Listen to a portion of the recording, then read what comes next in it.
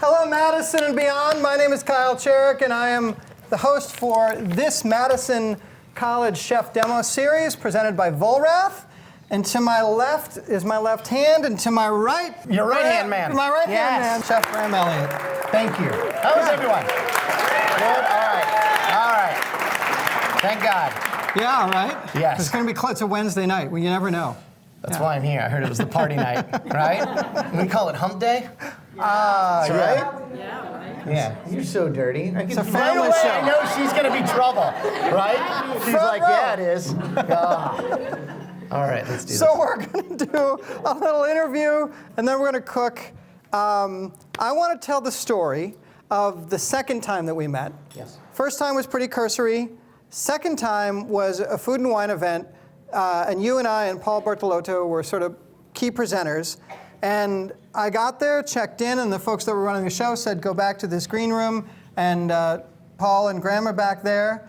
Paul wasn't, but I walked in, and you had Michael Jackson, Wanna Be Starting Something, cranking out of your phone, and you were signing aprons. Yeah, that's what I do. That's all I'm good at. I dropped out of high school and started cooking and dancing to MJ and signing aprons. Yeah. That's how I got here. That's what I do. So that's kind of the story, but let's pick up right there. But so you're a Navy brat, self-possessed. Yep. Or self-described, maybe self-possessed. Possessed, Yeah. very much. Yeah.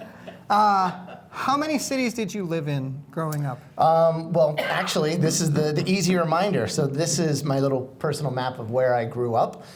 So born in Washington and then lived in California, Maryland, Virginia, Texas, Vermont, Illinois, Philippines, and Hawaii. And so 15 total schools, 3 different high schools, but loved going on road trips. So I've been to all 50 states. So I love driving everywhere and seeing as many things as possible. Yeah. And from that, you obviously learn how diverse the country is and the cuisine and how it's not just American food, right? It's like Right. micro, like this Yeah. state and this city is different. This area over here versus this lake versus down over there. And that really turned me on to food. I mean, I've always loved to eat, moving around, trying new things. But when you know that food and cooking is going to be like what you do for your life, you see it differently as you travel and try new things. And when you travel, I always have 2 responses. One, this is an incredible country, incredibly diverse, kept together by really some very simple thoughts about the dignity of human beings. And 2, it's amazing we don't have civil wars every 2 years based on how different we are. Yeah, well, I mean, we're almost there right now. I know, we have sports teams. We're like so close. We have sports teams to this. instead, and now politics. But, so you're inculcated in that experience, and then you basically get a busboy job, and that's really what starts it, right? Absolutely. So at 17, moving around again, moved to Virginia, and I've always loved to work. I don't know, work ethic's a big thing in our family, but at 15 got a worker's permit, was rocking out at CVS, right? That was my deal. And so, checking people out, which really meant checking out most people, and then when my friends came in being like, oh, you want a Zippo and some smokes, and what else do you need? Yeah. And then being like, no, yeah, it's okay. Yeah. Don't tell them, but That yes, sponsorship deal never came together, high did it? school street cred. Yeah, it's just so, but as soon as I moved to Virginia, it was like, okay, I want a job down the street. There was a little restaurant, went over there, got a job as a busboy, eventually moved into the kitchen, doing dishes, and then also just helping out. Like everyone knows, right? In the kitchen, it's, okay, this is your position, but really it's you doing whatever we want you to do. Everybody's on deck. Yeah, go fix my car, go paint my house, and then come back. Pick up the dry cleaning, and 100%. So I fell in love with that, almost anarchy, chaos, pirate ship type of feel in the kitchen. And saying that, we're not in the hospitality business, not in the food business, we're in the make it happen business, right? There's 2 cooks that are sick, and we have 20 on the books, and all of a sudden there's 100 party walk-in, right?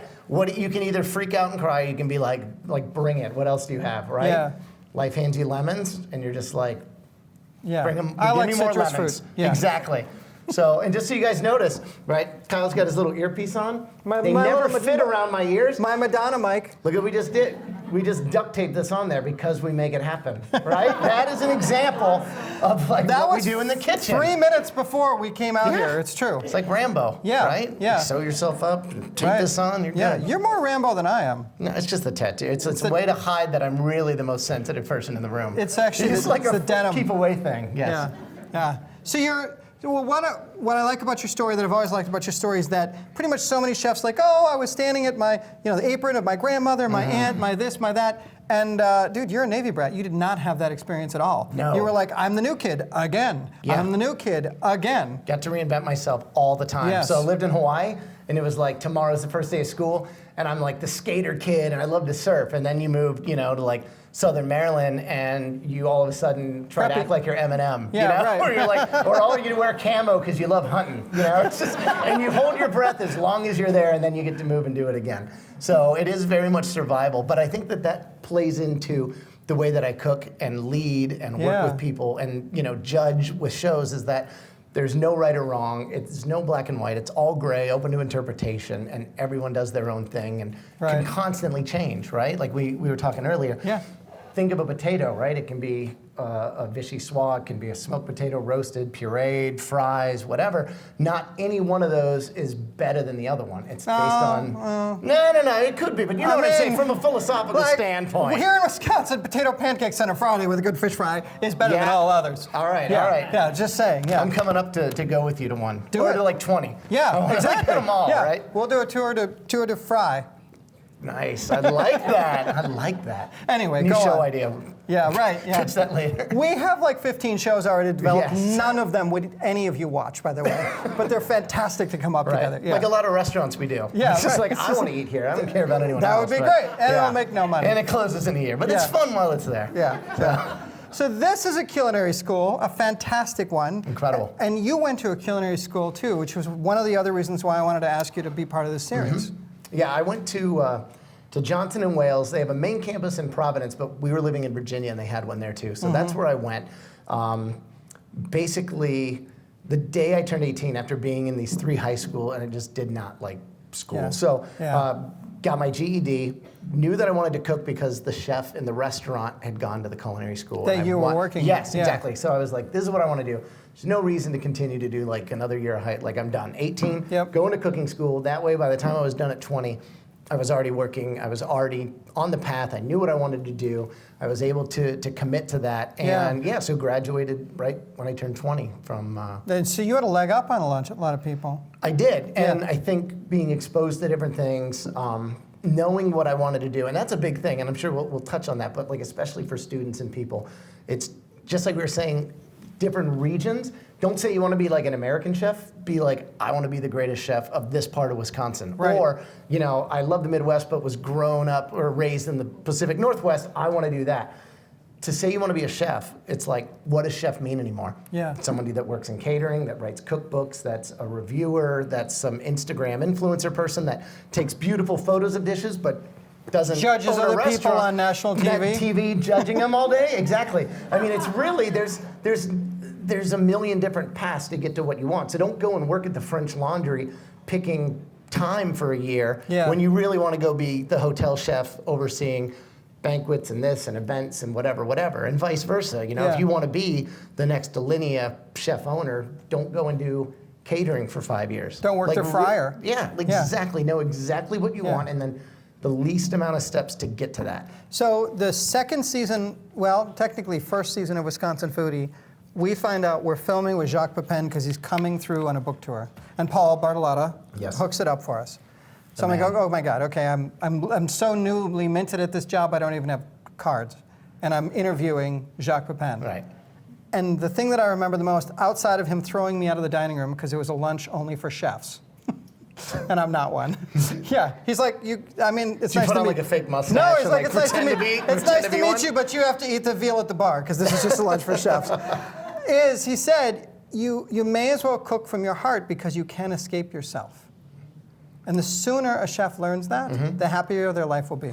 I feel that his book, I don't know if you've read The Apprentice, Yeah. should be required reading in culinary totally school. agree. I swear to God, that book is Yeah. fabulous. And you see him on TV and stuff, you don't realize that he was like a chef in like the early 60s, you Yeah, know, and then yeah. worked here in New York. And He came here for Howard Johnson's. yeah, exactly. Yeah, He came it's here for phenomenal. Howard Johnson's. But you see that guy, right? He's like 174 years old, and he's like still able to like bust down an onion faster than I am. Yeah, But, exactly. So in 2004, I got the Food and Wine top 10 best new chefs. Get to go to Aspen with all these amazing people, and Jacques Pepin is there. And I run up because again, like fanboy, like Yeah. oh, I loved you in that time you cooked that thing. You remember that one dish? And then he was like, oh, congrats. What are you making? And I was like, this is me doing my ultra creative. I was like, oh, I'm doing a saffron soda with a corn ice cream and cone. He was like, bah, bro, who does that? And like walked off, and I was just like, kind of cool, kind of. I got a good story, but he doesn't like me. But again, it's like when you start a band and you're like, I'm gonna string my guitar upside down. Yeah. I'm gonna play whatever I want, and just if it's not broken, break it. I'm gonna be crazy, and then. Other musicians that are real musicians are just like, yeah, whatever. Not cool. Don't Whatever like with the it. feedback. Blend the chord. yeah, exactly. So this is not related to you being here, but it's sort of. So I'm at the Beards in New York several years ago when Tori Miller won Madisonites, the Toile, yeah, exactly. And we're in the green room, which is kind of like the Oscars when people come off stage. You see at the Oscars, they have the camera there, and people have just won. Like, I just won, It's much smaller with more foie gras and champagne, basically. It's like much smaller. And I'm in there because I literally, making TV, you can attest this, there's a lot of hurry up and wait. A lot, right, of hanging out. And I'm in the hangout zone, but at least I'm going to be in the green room. And Jacques comes off stage. And I've just seen him a couple of months earlier when he was cooking at Lake Park Bistro in Milwaukee. We know each other, but I mean, he's Jacques Pepin. We don't know each other. He walks right up to me and he says, Kyle, I should have gone to rehearsal. I screwed up on the teleprompter. No. First of all, he says that to me. Yeah. Knows the name. I'm in the green room at Lincoln Center with a bunch of other people that just won James Beard Awards. I'm in a suit that I just bought, and he's like, Kyle, I just screwed up. I say, it's okay, chef, let's go get a champagne. We turn, and the Red Sea of people parts. And we walk up to the bar, and I'm like, you can all kiss my ass. Yeah. Right? Because I just walked up to the bar with Jacques Pepin. Right, and he knows your name. Yeah, he knows and you will my be name. the biggest fan for the rest of your Yeah, life. exactly, yeah. And I don't really need to film the show anymore. I don't care if Tori wins. We're done here. Yeah. That's all that matters. That's so great. I love that. Anyway, so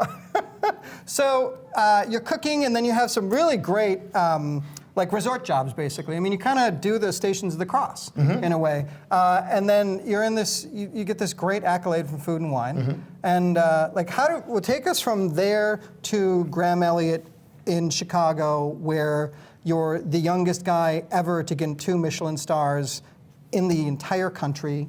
To get all the stars that you got from the other 4 stars from the magazines at Chicago, what's that progression like?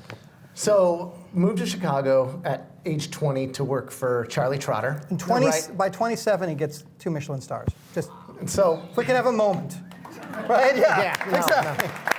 the best $1,000 I ever spent to the Michelin guys. No, I'm kidding. No one can prove that. And no one can ever take that away either. Right. Yeah. Right. No, Yeah. but basically found that I loved a certain type of cuisine, right? Where it's an expressive type of cooking. It's spontaneous. It's how you feel at the moment. It's beautiful. No right or wrong. That whole thing. And so went from Trotters, where I adopted that, mentality. Went to True. Worked with Rick Tremonto and Gil Gann. Became a sous chef in 2 weeks, and then chef de cuisine in like 6 months. So really running day-to-day operations there, doing the menu, and that was incredible. Went to Vermont for a year, and that's where I got the Food and Wine and those things, which was great. Came back a year later to Avenues at the Peninsula Hotel, and that's where we got 4 stars, Tribune, Sun Times, Chicago Mag, all those things, and then did that for 4 years, and my goal was always, if I didn't open a restaurant by 30, I'd quit cooking. So that was the thing that kept pushing me. So if I had a nickel for how many times I've heard this from chefs that have ended up like you, and I mean that in a good way. That seems to be this leitmotif. Like, if I don't have this, then I'm just throwing it all away. Yeah, I had to be a sous chef by 21. I had to be running a kitchen at this age. Like, those were the and then right when you have a restaurant, it's I need a cookbook by this. I need and it was just these markers, and maybe it is a chef thing, or maybe it's every type of career, but being very goal oriented. Like, for me, that's the only thing. Like unless I know why to wake up at 8 a.m. to go do this, to jog, to have breakfast at night. Like, if it's not regimented, I'll sleep till noon, not know what day it is, kind of just go with the flow. You know, Amen. I have to have structure. Even though Yeah. I love being kind of able to do whatever I want, spontaneous, Yeah. I have to have some kind of little roadmap of what I want. So that's what I did. And then TV came and that like screwed everything. So I threw it all upside down. So what was that like? I mean, Trotters is the big name, right? You'd worked for other people, but Trotters Dean was the... Faring at the mansion. Yeah, and, right. yeah. I mean, that was, like, you could have said, I did that, and I'm great. Yeah. And now I'm going to, you know, like, that's all I need. Yeah. But you went to the, the strange, unique chapel, not church, cult that is Charlie Trotter. Absolute cult. Like, Yeah. that's what we all Yeah. realized. I Like, mean, I remember talking- the logo on every plate, just everything Right. you see is this one thing. We were hanging out those couple years ago, and you're like, yeah, you know, we'd come in, and he'd say, like, we're not prepping, we're just watching The Fountainhead. Yeah. You'd We're be watching like, a movie or read yeah, we're this just- book this weekend. Yeah. Tell me how it is when we come back. Yeah. It was a total mental perspective on life. Absolutely. Yeah, and it was like, here's the world and here's Charlie. Or here's the world, here's, exactly, yeah. But what did that give you, what did that show you that you didn't want? What did that show you that you know, wouldn't stand for, would stand, like, how did that shape you? I think the biggest thing is that make it happen mentality. I was working the Amuse station and, you know, just so intimidated and freaked out because you're working with these people that are just next level. Plus, you know, I've been reading this cookbook forever and I know every page and every quote and all those things. And now I'm there and I'm like, that's that picture right here on page 9. That's the part of the kitchen right there. Like, I'm just losing it. And so my job was to do the first bite of the night. And it was a red wine menu. So the first bite was like a little quail breast with, you know, roasted potatoes and truffle and a little jus. And that dish was dependent on the grill guy to bring me that quail. I'm getting screamed at. Where's the Amuse? It's coming, chef. 1 second. Then I'd look over like, please give me the quail. Right? And like, where is it? What is going on? Where's my quail? I'm just, it's coming, chef. I hate you. Please give me the quail. Right? Yeah. And then finally I was like, I'm waiting on, you know, him to bring it. And he like literally grabbed me by the coat, brought me over to the station. And so when you roast meats at a restaurant like of this caliber, here's the loin, you slice and like the front and back pieces never get used. So that like the gorgeous cook and color is shown to the people. And we had rabbit on the menu and venison and this and that. And so there's all these little pieces. And he was like, you need to make this, you know, it's your Amuse. Chop up the rabbit and toss it with whatever. Slice up this and put it like, you know, don't sit here like an oaf and wait for this guy to bring you something like, you know, this. And so that literally, all of a sudden, you run out of quail eggs on the dish, and it's not saying what you can't do, it's what you can do. So you go to the chef, you're like, chef, I'm out of quail eggs, but I just boiled off like some soft-boiled chicken eggs. What if we like kind of press them, you know, through the tammy and do whatever? And it's like, awesome, let's do it. Okay, great. Like, you just learn to always adapt, and you know, we're running out of that, cool, puree it, now it's a sauce instead of whatever, because we stretched it out and we can do this and that instead. And this is a restaurant where, not since Anton and Karim, who's like the, you know, the groundswell of chefs, who for 9 months cooked, I don't know, well, a meal every day and never duplicated a single dish, right? That was his challenge by Talleyrand, who was Bonaparte's minister. Anyway, Charlie Trotter read that and said, I'm going to do that. So this is a restaurant where a dish was never duplicated. Right, and so people would come in 5 nights in a row and never have the same thing. Right, exactly. So I think what's so cool is think about, we would never repeat an ingredient either. So if the first dish was scallop with thyme, yuzu, olive oil, and you know, turnips, none of those ingredients could ever be used on any other dish.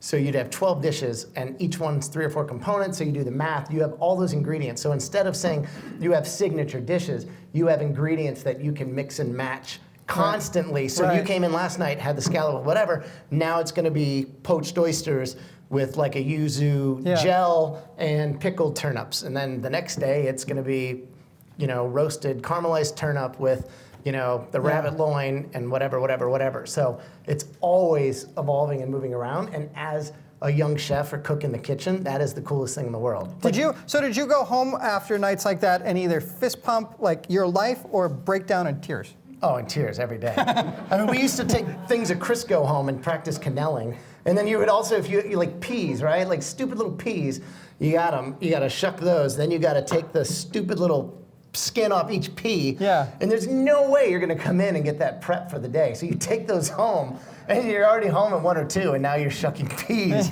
till 3 or 4 and getting back to work at like 11. So, but the thing is, I told you earlier, like you're paid by the day too, right? Yeah. So there's no clocking in or out. You're getting paid $70 a day, and 12 hours, 15, it doesn't matter. Like you're the person. That's all. But the idea was, there's a door, and you can leave at any time. You didn't sign anything. There's people that would love to come work here Waiting and want for your job. So if you don't want to do what Yeah. it takes, and you don't want to take peas home, and you're not paid enough, like please, by all means, like that. And that was the whole idea. Like you can go whenever. Like and you're always defending your job because you have 10 stages coming in from around the world that want what you're doing. Right. And so it's really cool, right? I mean, Charlie was a big self-proclaimed libertarian, right? Yeah. So he did not like rules or other things, but that really was his whole idea was, this is just an agreement between us, and Yeah. But He was also enormously generous with whatever he had learned.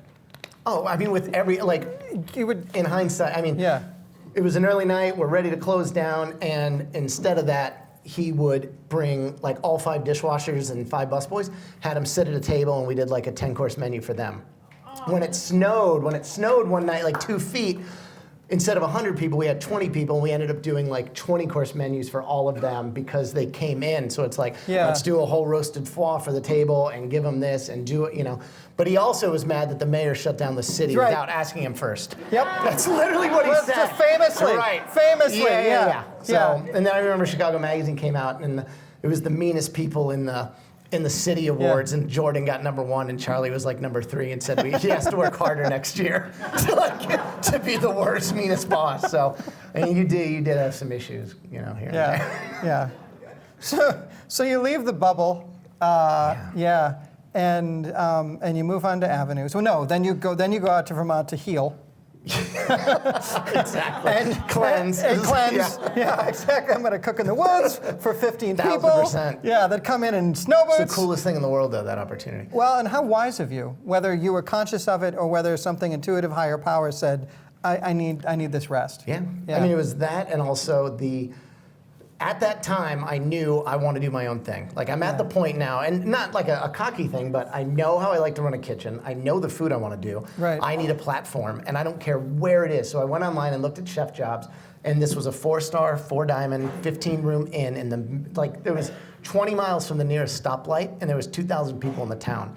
And it was depressing. It was so sad. Yeah. Like, horrible. But it was my wife and I in the kitchen with a dishwasher, and we did like 5 and 10-course menus, closed 2 nights a week, and I got to go forage and do everything I wanted to serve that food. And I mean, so that's where, like I said, Food and Wine and other chefs, and I met, I'd go foraging. I found all these beautiful matsutake mushrooms, and then I took 10 little cardboard boxes and sent 10 pounds to Thomas Keller, 10 pounds to Danielle Ballou, the chefs I didn't even know, but with a note like, hey, if you ever come to Vermont, I'd love to cook for you. And I think It's like sending a demo to the Beatles. please listen to my tape. Yeah, I mean, I think Hey Jude's a good song. You should listen to this one. Yeah. But instead, they can actually use these, and they know they're expensive, so they want to throw it away, but they're like, well, I'm not going to go eat there, but thank you for the mushrooms. I appreciate that. Take it. That'll be good. Yeah. I didn't realize that Allie was there with you. Yeah. So we were out and doing our thing. Wow. So there's a funny thing with Food and Wine and Gourmet and all those magazines where they do love discovering the out of nowhere. Like, they always want to be on the cusp, right? Absolutely. And again, I think it's very wise of you to, whether you were conscious of it or not, but to work that angle. Mm-hmm. I was the first in Vermont. That was their whole thing. Exactly. Yep. Yeah. And it was probably somebody from New York just driving up saying, I got to get out of Connecticut. What it was. That's keep what going. they said. They heard about, from so every year the winners are they'll go to the last winners in the past, because you're in a little elite group now, saying, who do you know, right? And so somebody must have said, go here. They came in, they ate, and then, got So you come back to Avenues in the peninsula in Chicago. So you come from tiny, so someone shoots you in the woods, nobody knows. Right. To Or you shoot yourself in the woods. It's not like it was that bad. Yeah, just saying, it's a thing. To like, there's only 9 couples getting engaged in the dining room tonight. Right. 3 birthdays, the mayor's here, and, I mean. Literally. Yeah, no, And exactly. Zero exaggeration. Brad Pitt and Angelina here, Obama there, Rod Stewart, and literally, I have a list in my phone of everyone that can't, of all these people. It was amazing. My brother got engaged at Avenues. Really? Like, that happened. That's so crazy. Yeah, so eating your food, that happened. Their happiness is based on me and my food. Yeah. That's all. I mean, these are the things that make it worth it. Let's not stretch it, but no. But anyway, so that's huge pressure, and we talked before. I mean, just share, because there's a lot of future chefs that see your path, and to arrive where Graham Elliot has, with all of the fame, with all of the television, with all of that, it's not so much about hard work and skill and so forth. I mean, to get the television transition. Well, really what you should do if you want to be famous like Graham is you should plan your savings on lottery tickets. You should walk around during a lightning storm wrapped in tinfoil. And, I don't know. Seriously, really. Those will probably happen first, just because it isn't, not everyone who's cooking is going to be famous. Right. But what I want to impart is your hard work and your creativity that was present anyway and would still be there even if television never came along. I mean, television was never the thing. Like I said, it was, dropping out of school, being able to work with my hands, and then cook cool food that I liked, and then be able to run a kitchen. But when I knew I wanted to be a 4-star place, there was no 4-star restaurant in Chicago that wasn't freestanding. Like Trotter's was, Trio was, True was, but there was no hotel one. So I wanted to do that, and that was like part of why they brought me in, was the expectation. So by day 3, I got taken to the emergency room by the ambulance and everything, because I thought I was dying, and it was a panic attack. I didn't know that, and I kept having these things, and then finally I got. You can't have that many heart attacks in a row. But I kept thinking that's what it was, right? Like God just hates me so much. But literally, you can't breathe. You can't do You can't breathe. You can't do anything. It's debilitating. You finally get meds and everything, and you're fine. But the idea is, one of you tonight in the dining room is the critic for the Tribune, right? Or you're one, and then finally the review comes out. They call you. They go over all the dishes to make sure they know what's up. They do an interview, and they're like, "Well, it's going to drop in 2 weeks." That's 2 weeks of not sleeping, and then literally knowing it comes out tomorrow. I didn't go to bed. Go to 7-Eleven, 4 a.m. and get the paper, and it's 4 stars. And literally, it's thank you, but literally it's like here's the paper. Yay, we got it. And 5 minutes later, putting it to the side and being like, okay, now sun times are going to come. Yeah. And it's like another never-ending game. You never enjoy anything because you're just God, it's like Normandy for chefing. You're just worried about that next thing, and then you get it and you throw it away, and you're worried about I don't know. Like I said, I'm sure there's other careers like that, right? Or, I mean, we love baseball, and imagine you got an MVP award this year. Doesn't matter. All I'm focused on is next season and what I have to do, and how we need to win as a team, and how how you pitch tomorrow, or how your food is the next day. Absolutely. I mean, that's because now the expectations from the guests coming in are immensely high. And you're competing with yourself, but also with all the other restaurants at that level. So Trotters and Alinea and all those places. Now people are coming to Chicago Everest, to eat. Blackbird, they're coming to eat for 3 nights, and they're going to go to you, this, and so you're being compared to all that. And so again, it's not TV, it's none of that stuff. It's you want your fellow chefs and peers and foodie people to appreciate you and like you too. So now it's that type of stress. But I mean, we're looking through what we do is go through the reso book tonight, and the hostess is in charge of Googling every one of those guests, or looking at their social media and knowing who they are, what they do, what their story is, where they're this. Are they taking photos of stuff? Are they expecting that? Did they eat at Alinea last night? Did they And the world, I mean, now that's de rigueur for many restaurants. The world was smaller, and less people were doing that then. Now, if you go to dinner at 11 Madison Park, best restaurant in America for many years, they've got, they got your family history practically. Absolutely. And they're going to give you a special gift at the end that's going to make it that signatory of an experience, because you might have traveled from Taipei to eat at 11 Madison Park. And that's lovely, but that expectation has changed dining out, period. But you were on the early wave of that. Yeah, but I mean, and again, it's what you learn from other People are chefs, and then start thinking, how can I make that better? So with our servers, it's, everyone had a little like a little piece of paper in their pocket, and what they would have to do is every table that night they would have to enter in info from the table onto our computer system. So, it's he's left-handed and likes lemon in his water and whatever. So if you come back, that's all set. You know what I mean? Like things, we know that they're gonna leave in 20 minutes, and let's call the valet now so their car's warm out front for them when they get down versus waiting 20 minutes once they get, So you're every second thinking of the next step. Like, what can we do to make that better somehow, So when did you know that you were ready, not wanted, but ready for your own place, which you hung out your butt with your name, eponymous restaurant, in what had turned into America's most extraordinary, the best food city in America. It had replaced New York. San Francisco had done its thing, but it was never going to have the density and the creativity. Chicago is, there's a reason why the James Beard Awards are held there now. Yeah, so when did you know you were ready for your own place? So we signed the lease in 07, opened in 08, and I knew in like 06 that I was ready and wanting to do it. So we wrote out the plan, the whole thing, found, the investors and got all that stuff. But, it's obviously a long process to, I meant more like spiritually ready, by 06, by 29, I guess. I knew. I had already received the reviews and the ratings. I had my team. I knew the food to do, all that other stuff. Beard nominations, that sort of stuff. Yeah, but also like we were mentioning before, like if you're a cook, you oversee these dishes. If you're a chef, you do a menu. But once you get to a point where you're like, that light bulb's out, that TV's crooked, the server's pants are not ironed, and the tables, we would take a laser pointer and make sure that they were all turned the right way, like everything. Once you start seeing every single part of something, that's when you know, okay, I want to open a restaurant and I'm going to oversee the menu, the music, the dining room, the uniforms, the whatever, not just be a chef. I want to have a hand in every single part of what we're doing. And so I think once you get there, like... And it's okay, by the way, to just want to be a chef. Oh, of course. So for me, I always knew that's what I wanted. And it was like, I want to spend the time, put my neck on the line for my dream versus someone else's. But again, there's other things in life, right? Like, I didn't have kids, I had nothing, right? It was just like, I'm gonna do my deal. But reality sets in, right? And you have other things, and of course, Yeah.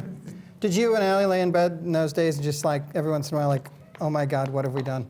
No. No? No. Oh, never. No, really, no. That's awesome, that's great. Yeah, this is what's gonna happen no matter what. Like, that's the path. And, and then I think, which we'll touch, I'm sure, but like the TV stuff, that threw a whole nother thing in it, right? Because now you're away from family, you're away that's where I want to go. From cooking, you're not in your kitchen, you're not like that's that's when you start thinking like, what did we do? Or more importantly, what is this turning into and leading to, and like that stuff. So you have Graham Elliot, you have Graham Elliot Bistro, you have Gramwich, which God, I loved Gramwich. Thank you. Dude, that was was my, like they talk about thin spaces. Do you know about this like 800 concept? square feet. I It's like know, this big, but no kitchen. It's thin spaces, these places in the earth where you feel that there's maybe a thinner connection, a closer connection between the divine and this physical plane.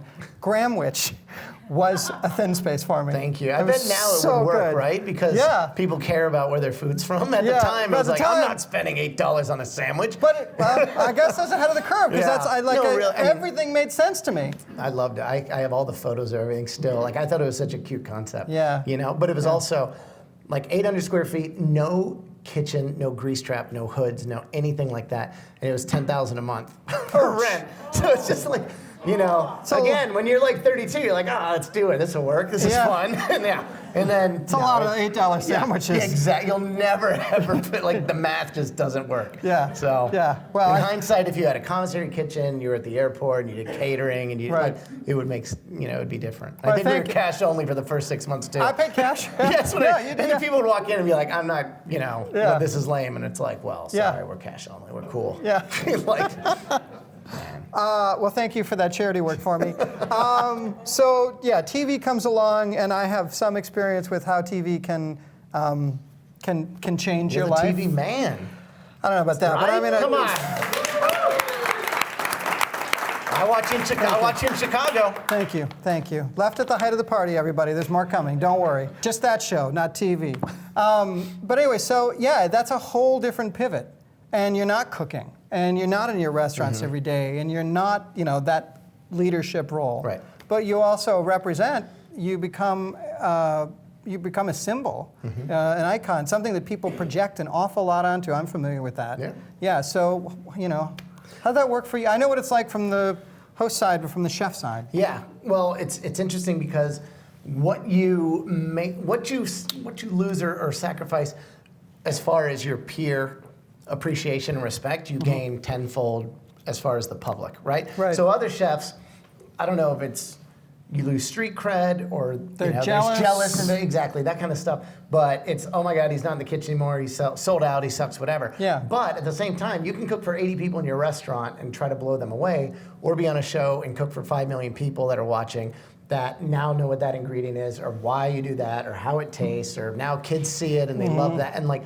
You're entertaining just as you do in a restaurant, but on a much larger scale. You have more of a soapbox. You can, inspire and do things. And so, to me, that it was okay losing the other thing, right? And you're never going to be cool forever, right? So, I mean, it's serious. It's music, bands, and actors, whatever. So you just accept that. Yeah. But to be able to have that platform to express, share, and do, I think that's something that I've been so lucky. I can't believe that I get to do that. Like it was literally competing on Iron Chef, then Top Chef Masters, then Master Chef, and then Junior, and then, Top Chef, and now Family Food Fight, and, all these things. It's like, who knew chefs would ever be on TV? Yeah. And so I just kind of jumped at the chance, and now it's been 10 years. But like I always think it's going to be gone tomorrow, so I don't. Which is healthy. Yeah, I mean, it keeps you from moving to LA and driving like a Lamborghini, right? Yeah. No, I drive like a Subaru in Chicago. Yeah, so, yeah. It's like you can't buy into it. You cannot buy into that. It's the that Jay fairy Leno tale aesthetic thing. where he was like, he didn't spend any of the money that he made hosting the show.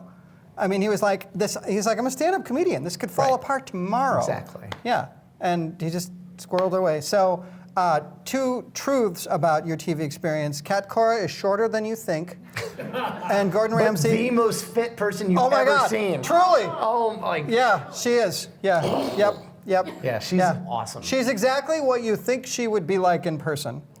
I think she's great. I love Yeah, her. she's terrific. And Gordon Ramsay is not actually that mean.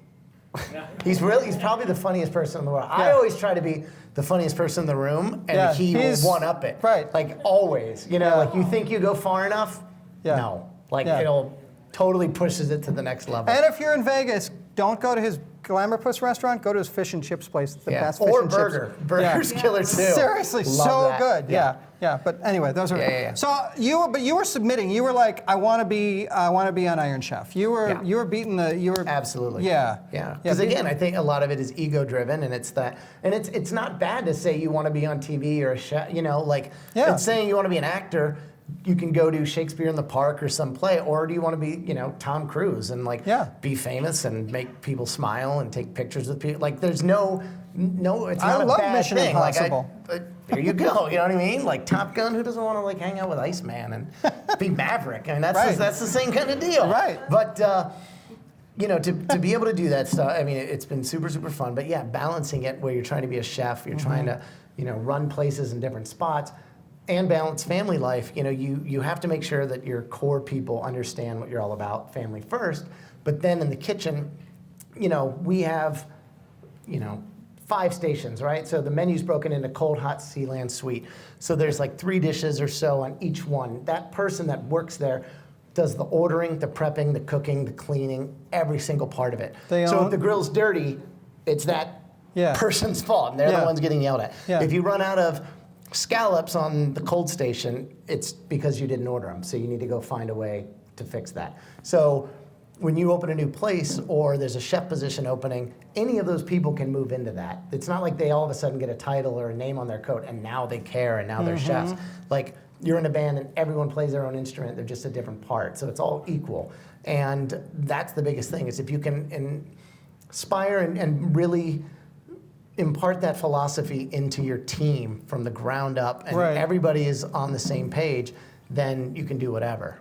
Do you have sympathy when people come to you and they're like, I want to stage here, I want to work for free, I want to soak in the Graham Elliot, and I mean, that was you, right? Yeah. But you can't save the world, you can't train the world. So how do you not weed out, but how do you accept those people, make choices? How do you promote within, even though this is your station, this is your station, but Right. people paint themselves red and you want to give them something. Absolutely. Yeah. I mean, yeah. so one thing that we do too, people are always asking us for, charitable donations and things like that. And we Yeah. always, I think every chef in the world is like giving to a fault. Yes. But what we'll do is say, come and be a chef for the day. So you come in, you put on your coat, you hang out, you prep, you do all the stuff, and then you get to eat after, which is super fun. So we try to have that same mentality with like people staging coming in. You want to open yourself up to them, but it's funny if you hire someone like you hire them if they can do the job, and if they're humble enough and they're eager enough and everyone on the team accepts them. Like I've never had to fire somebody. If you bring somebody in and they're not hustling, the other people on the team will fire you. Like you will not be liked. You will not be, they're not going to sit and set up their stuff and then do your stuff. Yeah. And you're not working hard at like you will know that you are not wanted. And that's when you need to go and like feed the meter and you never come back. Like that's what all people are always like, I got to go real fast out for a smoke break. And then it's like, just bolting down the alley. Yeah. But also there's sometimes where, you got to like kind of, you have a stage come in and like we're talking about chefs and aspiring, culinarians. Some people need to work for like the French chef where it's this is how you dice that, this is how you make this, you did it wrong, throw it away and redo it. If they came into like one of my kitchens, they would never get what they want or need because we're the opposite of that. Right. Like I could not work at the French Laundry because I would absolutely lose my mind trying to take a carrot and turn it into a square. Like I don't get that. You know what I mean? So it's that same kind of thing. So when you have like this idea behind stuff, like you're not gonna. I eat all the mix and butter. match. I just like eat all this fancy But butter. see, I always tell people know what places to work at and what places to eat at. Yeah. Like, you don't have a life-changing meal there. It doesn't mean you need to go in that kitchen and skim sauce for 9 hours a day. Yeah, I love Godard movies, but I don't want to live in that world. Word. That's what I'm saying. So tell, if you can, put you on the spot, a couple of funny stories, behind-the-scenes stories, whatever, stuff that we don't see from any of the myriad of television shows that you've been on, or what's coming next. Because you've got 2 restaurants, neither of which are in Chicago at the moment. Right. Which sold the one that we had. Feels weird to me. Yeah, me too. Believe me. So people think a lot of times that like I'm in LA. I live in Chicago, like South Side, and I'm there 50 weeks a year aside from like filming and stuff. So it's my family's. That's where I've been 20 years now. But I still want to do something there. But the problem is, I'm sure everywhere in the country, but like real estate, where you sign a lease for 10 years, and you're paying 20 a square foot, and now it's going to be 80 to 100 a square foot. Right. Because that part of the city is gentrified and changed. So now, it's funny, like you hear about cloud kitchens and all these things happening now, where chefs sharing a space where one does breakfast and then somebody else does dinner. Like the idea of raising $2 million to go and pay $10,000 to $20,000 a month for rent and hope people come in and like tweet and post pictures on Instagram and then come back. Like it seems just like journalism was, like the model is broken and something is gonna completely come down the pike now and be different. So I don't think that what you've seen in the past is gonna continue. So, you either own 50 restaurants or you're gonna do something else. But you've got a lovely restaurant in Santa Monica. Yeah. In then, like the hippest outdoor food hall in the world, probably. Yeah. Pretty much. Just below Dave Barron. Dave Barron's above us. Dave Barron, who was the executive chef or executive chef at Next, the Grand Acres restaurant, which would thematically change every 3-4 months or whatever. Coolest idea. Coolest idea. Yeah. There are very few meals. Well, there's about 8 meals in my life where I will never forget everything. They felt like a journey, time stopped, that sort of thing. And it was the Escoffier menu. The first one? The first one. Same here. Next. The duck press and all the little bites. And I tell. So one person told me the coolest thing with Grant is that he can do the food that every other chef in the city does, but they can't do what he does. Like he could probably open the best Korean restaurant, the best French, you know what I mean? It could very well be true. It's amazing to be able to do that. Yeah. So. Yeah, that was a dinner. We got a 10:30 reservation on a Wednesday or Thursday night. The dinner ended at 3:30. The staff was still just as warm, fabulous, and excited about the last course as we were. And then we stayed and talked to them until about 4:15. And then drove home, and I fell asleep with a smile on my face. Yeah. It was so. Yeah. Anyway, Dave Barron was the chef of that restaurant. Now he's Graham's neighbor. Dialogue upstairs. Yeah. It's like one of the best restaurants in LA. Yeah.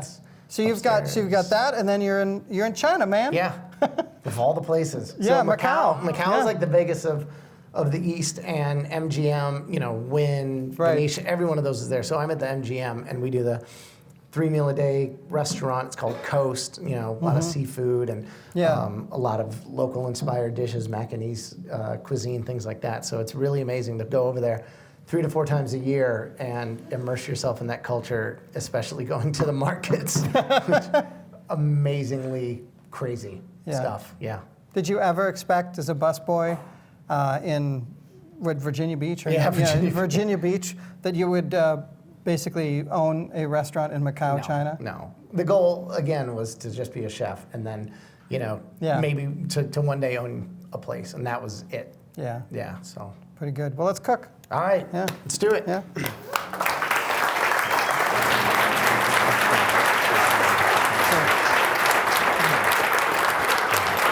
Oh, I know what you're making. This is not a Graham Elliot or Graham Elliot Bistro or even the Great Graham Witch recipe. This is a recipe inspired by your trip up to Wisconsin. It is, absolutely. When you first moved to Illinois. Yes. Yeah. All right, I'm going to try to get these turned on now. Hey. So thank you. Good night. I'm done. This is all. It's basically a 20-minute demo of me turning these on. It's like meeting Pepin and getting champagne. Like I'm good. We're done here. Yeah. Yeah. So basically, I love road trips. I love traveling, and so I moved to Chicago, and then kind of right after getting a few days off. Hey, you come to that side where the food is, and I'll stand over here. Yeah, and I'm a lefty, so. And I'm also very OCD. As you can see, I have my towel rolled, my towel folded. I have all these things ready to go. So, not kidding, I swear to God. Like I think it's because working at CBS. I walked around every night, and my job was to take these and do this and make sure that they were faced. So literally everything is like in my house. And because my dad was in the Navy, like our spices were alphabetized in the cabinets. Yeah. Like, I respect that. My wife is organized chaos, and I'm not quite that, but like I believe in dates and labels in the refrigerator. Yeah.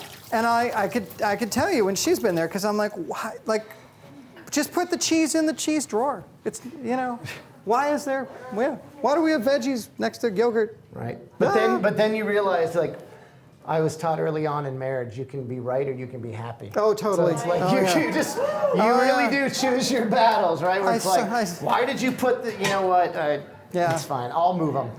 You just do your thing. I strive for happiness every day. Because it's like, wait, you travel all around and get to film, and I raise these kids, and like you're gonna yell at me about, and you're like, yes, I'm sorry, you're right.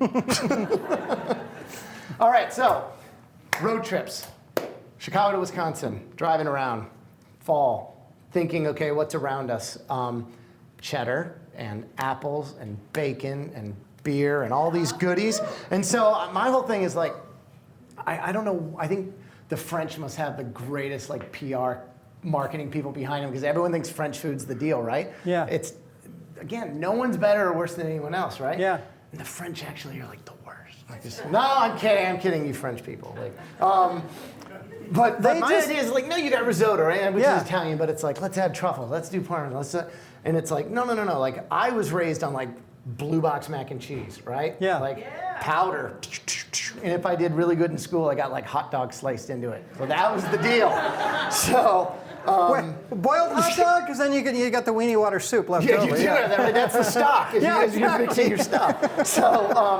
So basically, what I was able to do is say, okay, well, I want to do a risotto then, and I want to like make it American and local. So instead of Parmesan, it's like 10-year aged cheddar. Instead of truffles and whatever, it's going to be crispy bacon. It's going to be apples. It's going to be New Glarus braised pearl onions, and you'll see what I garnish it with towards the end. But yeah, that's kind of the deal. It's a surprise. So, I know what it is, but you're all you're all gonna say that's the Graham Elliot I love. Right. Yeah. Okay, so we'll get this stuff going. You guys are like the quietest people I've ever seen. I'm like so nervous now. I want to get back to this. I want to get back to this question about like crazy stuff that's happening during the filming of these shows. Okay. Only because, and I'm asking you that as it's a delight for me to turn this around on somebody. Yeah. Because for the last 11 years of filming Foodie, people would stop me and say, "Okay, what's one of the craziest memories you have from the show?" And like, dude, at the grocery store with my kids. Like, I don't know. It's the time I got spinach in my teeth. Like, yeah. So do you have any like that? I think when we do these shows, like every single thing that you do is being filmed.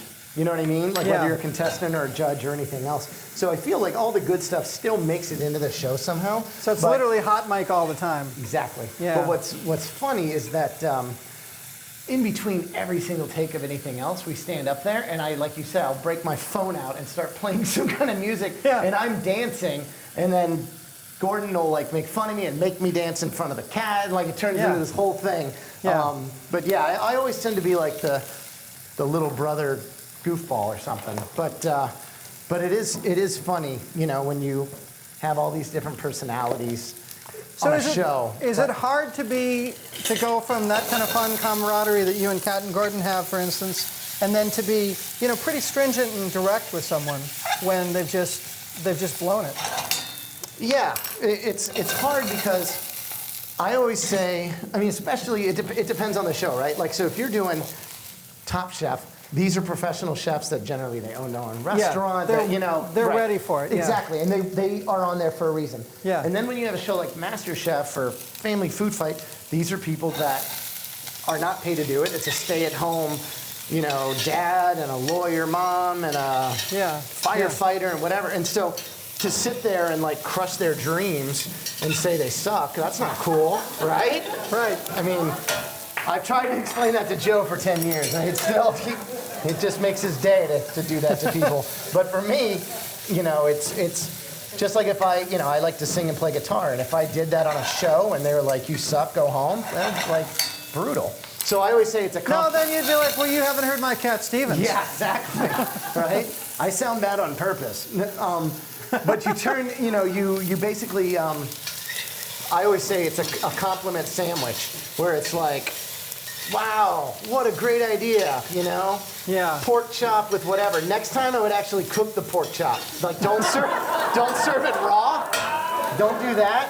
But wow, looks really good. And then hopefully they go back and like realize that they really screwed up. All right, so just so you know, I'm crisping up bacon and roasting these onions. Sweating two types of onions here. Well, I got onions and I got garlic. So here's the thing. I spent like 20 years looking at every recipe where it's like, add garlic and onion, right? Garlic has like twice as much sugar as onions do. So if you put them in the same time, then the stupid garlics burn by the time the onions are like mid-rare. Yeah. So sweat off your onions first, and then add your garlic after. Also, the way that you slice the garlic, and I just learned this a couple of years ago, changes the flavor so much. Absolutely. So here's what's cool. Think of garlic as one of those international ingredients that really every culture uses. But if you're in China, it's sliced into like little round pieces because it crisps up, like in a wok. If you're in France, everything's minced up because you're sauteing and everything's evenly cooking.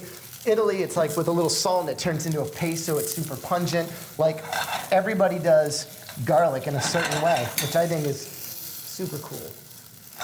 All right, so that's on low. Don't let that burn. These are going. It's a very Wisconsin. I'm applauding you.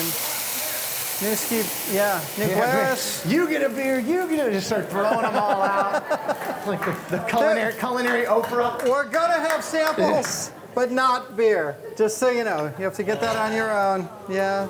We're all going out for beer after this. Culinary Oprah. Yeah, exactly. Do you guys remember how powerful Oprah was? Yeah. Like I'm reading, but it's like I'm reading this book the next day. It's like 70,000 copies were sold in an hour or something. Like, right. Just incredible to think of that. All right, bacon, doing our thing. All right, onions are going. Get our little rice. Arborio. You guys like arborio rice? You cool with that? All right, good. So it's a certain type of grain of rice that absorbs liquid differently than, say, a sushi rice or long grain, and it almost gives it it's always fun. You look at a menu and like risotto's in the pasta section, but it's obviously a grain, but but it does have that really fatty, creamy, rich mouthfeel. It's kind of it's like it masquerades as a pasta. Yep, Just as tomatoes masquerade as a vegetable. that's true. Yeah, just don't put them in a fruit salad. Even though they're fruit, don't put them in a fruit salad. It's not a good move. And what is it? Banana's not a fruit, right? What is it? Oh, I don't know this one. We should Google it. I think Yeah, it's... so legume or something? Yeah, exactly. It's something like you would totally... But you know what? That's like, scientists somehow trying to tell you that male seahorses give birth. Somebody was just like, I don't know what that is. Say it's a guy. Like, Right. What are the chances? One animal in the world. I think somebody just messed up, but never admitted it. All right, bacon, crispy. Looks good. We'll turn off. Right, just like a steak or anything that you're cooking, it'll continue to carry over. So your we'll menu just turn in it off. Santa Monica is like comfort food for Californians, basically. Is that correct? Which means like gluten-free kale juice with organic what have yous and. I handed you that one. No, that was a layup. That was like Jordan to Pippen. Yeah, no, it's true. It's, But is it like talk about the difference of cooking for a West Coast audience? Yeah. Don't let this stuff burn you. It is really different because, everyone likes to use local, organic, sustainable, whatever.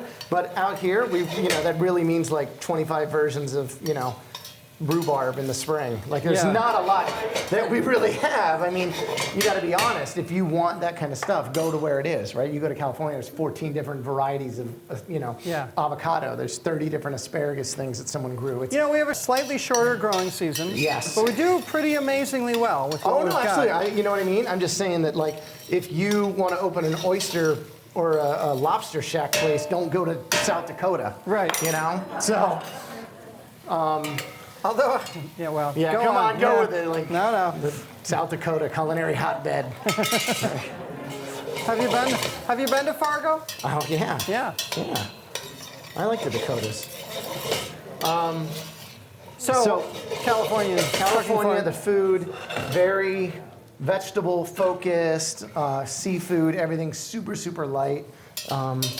Which is great, but it makes sense for that part of the country. Yeah. Like the Southeast is all seafood and there's spice and there's other things, whereas out west you don't have that, and then food in Texas is different, and so. Were you intimidated when you opened? Like you got, at the time you had Jonathan Waxman not far down the street, and just the folks that, everything from, oh gosh, what's her name? I'm spacing on names, but it's like, there's Nancy Silverton. Yeah. You've got all those people. I feel like anything in life. Dominique Creme, that's what I was thinking of. Yeah. You get to a point where you can either be nervous and intimidated or just like really excited, right? Yeah. Like, tonight we're playing the Yankees, or like, bring it, like we're gonna destroy these guys. Yeah. That's the thing, is you go in humble and just say like, I cannot believe I get an opportunity to cook out here with this, type of food and ingredients, and these chefs are so great.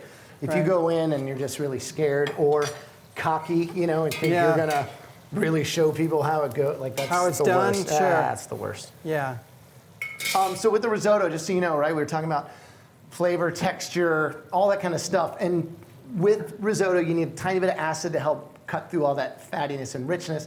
You can't really like just add lemon at the end or something like that, which you can with other dishes. So we deglaze with white wine. Alcohol's cooked off, but that's what's going to give it some of that acidity that imparts the flavor at the beginning, and we'll kind of carry on through to the finished dish. So you seasoned with beer and you're deglazing with white wine. Yes.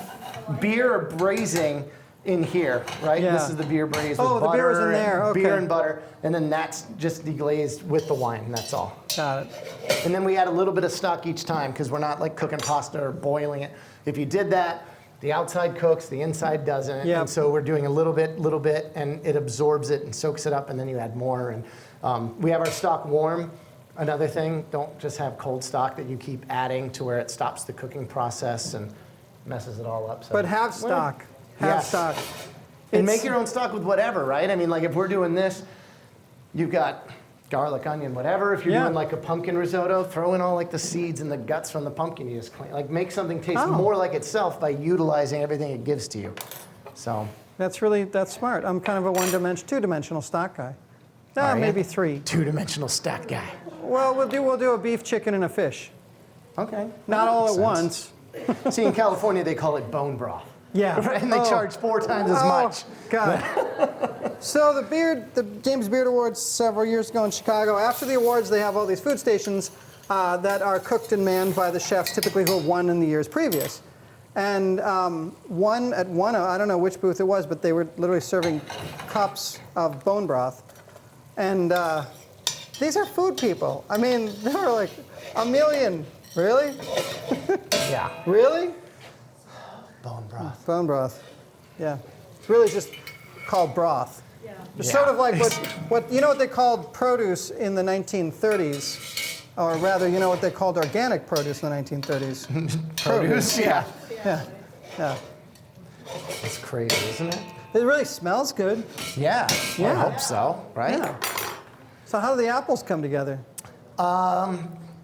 We are just going to take these and slice them up on the old Mandolin? and hope to God that I don't cut my hand off. Because I'm pretty sure that that's all mandolins are made for. Yeah. I don't know about you guys, but Slice a finger. it's all it's for. Every time. Every time for me, which is 3 times, and since then I won't touch them. I'll show you guys a picture later. You're not going to like it. It's bad. Did you look like Pete Townsend after one of the guitar windmills? It was celery root, brand new thing out of the box, and like stuck, and like, what do? Push extra hard. No! Yeah. And literally, and so I'm left-handed, right? And this is during a demo. Yeah. So I immediately take that, kind of hold this, and then I'm like, I like to cook with like trying to like use my leg to stir, like I just like such a gimp. And Like Frankenstein up there totally, trying to. oh my God. Just pretend, right? And then I like wrap it up, and then I got to go say hi to people, and I'm trying to like hide it. And like 6 hours go by, and it really hurts. And Yeah. like I'm like hate the doctor. I don't want to go to the doctor. Convinced that like the only thing worse than doctors are dentists. Like they just enter that business to hurt people, right? So it's like, okay, well, let's look at your hand. So, and guess where I did this at? Guess where the demo was? The most magical place on earth. Right? So it's cutting my hand off at Disney. And so they send like the Disney Mickey doctor up to my room. Right? And it's like, woohoo, what are you doing? Holy shit! Like just like you see it right here.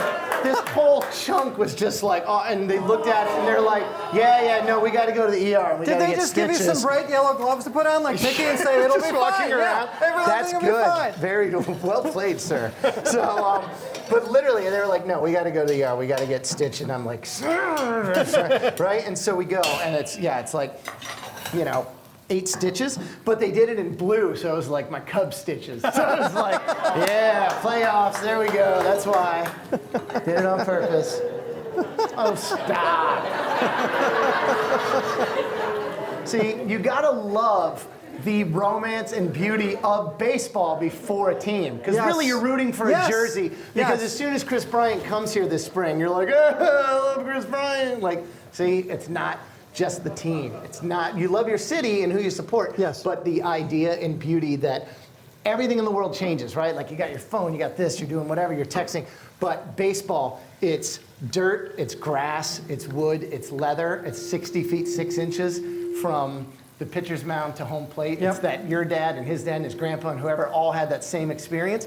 That is what makes it truly magical. And the elegant ballet of a baseball game is unlike it's any other. nothing like it. Yeah. Yep. And our good buddy Chef Seth over here, the Brewers chef. You Right guys know here. him? Look at him. He's over Seth, there. stand up, please. Stand up. Stand up. Round of applause. That's the chef from Miller Park. Yes.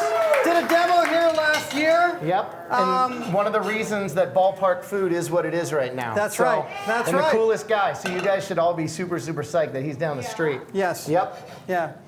All right, so Apple's time Go to cut get my hand pictures off. with him afterwards. Forget this guy. Yeah. He's the one you want to talk to. Yes. Do you want me to do that? Are you good? You're past your traumas? So you're all right? If I cut myself again, I'm just like gonna never. No. All right, you're scaring me now. Yeah. No. Don't psych it. Now it's a challenge. Now I'm doing it just out of. Don't psych yourself out. See, like that. Yeah, exactly. No. All right. Yeah. This is what I'm going to be like, you know what, this dish doesn't really even need apples. It's fine on its own. I think there's plenty of citrus from the wine. I don't think we need any. Nope. Yeah. You know, actually, now that I think of it, when I drove to Wisconsin, there was no apples around. This risotto is just based on Mars Cheese Castle ingredients. Like that's all it is. So we're going to the Beards a couple years ago, and I stop at Mars Cheese Castle because you stop at Mars Cheese Castle and have a sandwich. And I put it up on social media, and Tony Montuano walks up to me, tuxedo, the Beards, the whole thing, the following night, and he was like, "How was the sandwich at Mars Cheese Castle?" It's the chef of Spiaggia. Yeah, I'm like, he knows what's up. Yeah, it's pretty good. You know? So how are you guys doing? Yeah? So can you get some of these smells? Yeah, is it happening? Is it coming that way? And I know that we'll do like, you know, the Q&A thing and all that after, but, you know, I always say it's important to know that there's not like a wall dividing us there. Like we're sitting in like my house hanging out right here. So if you guys have questions, anything you want to... We'll get to that because we'll come around with the mic. This is being recorded, as you probably have noticed with the cameras. Yep. And what we want is the benefit of your questions for the folks that will watch this in perpetuity. $12 word. Yes. Yeah. That's what I meant. Exactly. Yeah. So, anytime we do like a Q&A thing and you run around with the mic, I just think of growing up and having to watch Donahue all the time with my mom. Where it's like, hold on, we've got a question. Right? And it's just... I think I'm dating myself because I'm a little older, but I'm like Merv Griffin, man. That's how they roll. Did he? Yeah. Merv? Yeah, exactly. That's how, yeah. Donahue, and then Sally Jesse, and then Ricky Lake. And then it got like dark. Everybody you can think of somehow. Yeah. It was sort of like chefs with cooking shows. Same thing. Absolutely. You know what? There should be a cooking show of chefs versus talk show hosts. I'm sure it's going to happen soon. Yeah. Right? It's coming. Oh, man. It's coming. All right, it's coming together. It's getting nice and thick and good. And then these are done. That's done. Take our lemon. Get that guy nice and... Boom. So this is pretty simple, though. Yeah, super, super simple. And with things that many people might have around the house or, you know, could get. It just takes time. This is one of those things that you don't want to start and then like walk away from. You know, you have to commit like a good 25 minutes or so. No, well, that's the deal with risotto. Exactly. Yeah. There's no backing away. Nope. It's a commitment. It's kind of like having kids. Yep. Except instead of 30 minutes, it never ends, ever. So we were talking about this over dinner. You have 3. Yeah. And Santa Claus is no longer? No, Santa Claus is hanging He's on. no longer for the oldest one. That's right. Who is like the straight A, really nice kid. The middle one, as soon as he finds out, is going to go around the block and just be like, my parents are full of shit. Santa's not real. And like tell every kid just to ruin their lives too. That's how this guy rolls. So the youngest will probably be a break even between the two. So the oldest is, you know, very, very proper and awesome. And then the middle one, you know, has like dreadlocks that he wants to dye purple, wears leopard pants with like, you know, crazy glow-in-the-dark jacket. Like he is... Dude, he sounds like Rick James. It really is. Yeah. I mean, he plays guitar, ukulele, sings and dances. I mean, he's the most creative, original kid ever. And then the littlest one, like, walks around with his, like, 4 stuffed animals and teddy bear and, like, gives hugs. And he's, you know, the cuddly little one. So it's amazing that they can be raised the same way in the same, you know, home and everything else, but, like, totally different. Like, it's just so weird to me. So your life is a little different than mine relative to TV, but there's still this overlap where I presume you take your kids to a lot of food events. They've met a lot of people that are famous in the food world, and they've, you know, like stood on the side while you're doing television or that sort of thing, or demos, what have you. Yeah, take them to set and all that stuff. Yeah. But it's interesting to raise kids where that's just the norm. They don't, you know, I remember taking my stepdaughter to something I was doing at live TV, and we were talking quietly on the side of the stage, sound stage, and then the red light came on, which means on air, and she just stopped talking. And I was like, what, you know, she went catatonic, like, what's wrong? She knew? Yeah, she knew before I did, like the light, you don't talk when the light's on. And it's just one of those things that they absorb because this is just normal, this is how we go. See, that's when my middle one would jump on stage and be like, look at me, it's my show. I'm the star.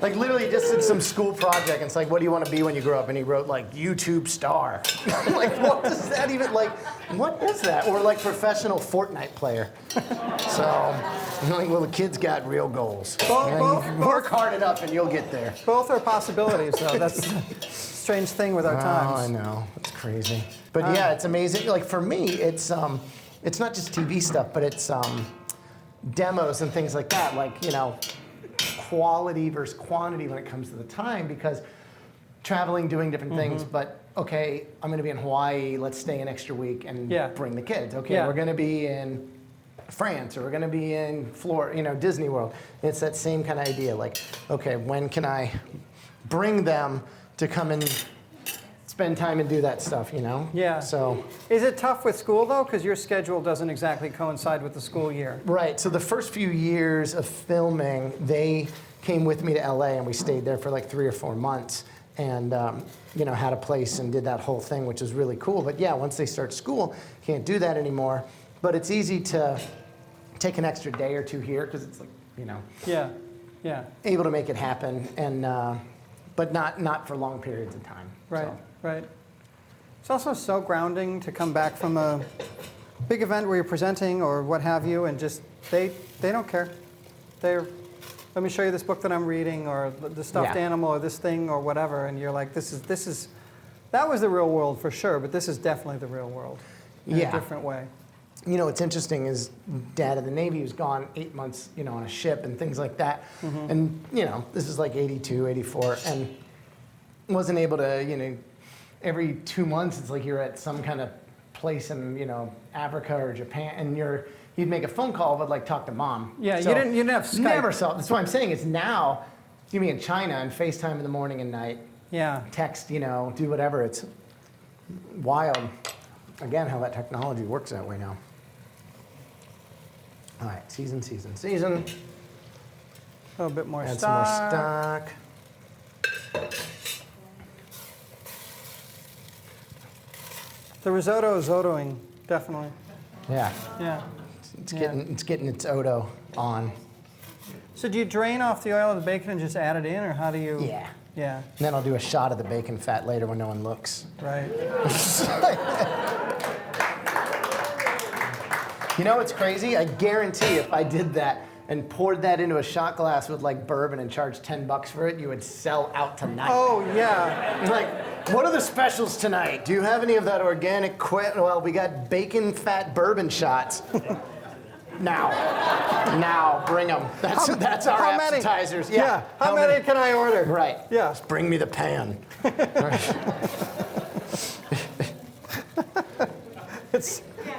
hurts. It hurts because it's true. That's what I'm saying. Yes. Well, they say the truth hurts. All right. I'm filling up water in case we need some more. All right. Good. So, can you talk about what's on the horizon?